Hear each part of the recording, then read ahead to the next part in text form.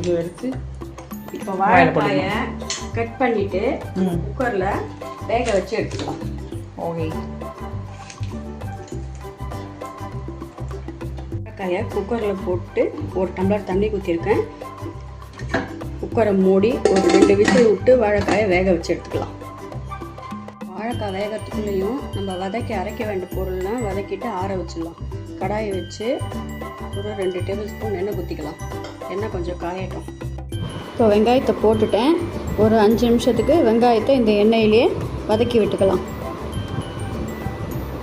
இப்போ வெங்காயம் வதங்கிடுத்து நம்ம எடுத்து வச்ச பச்சை மிளகா, காஞ்ச மிளகா, கருவேப்பிலை, பூண்டு இதை போட்டுட்டு இதையும் ஒரு 5 நிமிஷத்துக்கு நல்லா வதக்கி விட்டுக்கலாம். இப்போ நம்ம எடுத்து வச்ச பொட்டுக்கடலை, அதுக்கப்புறம் தேங்காயை பற்ற எடுத்து வச்சோல அதையும்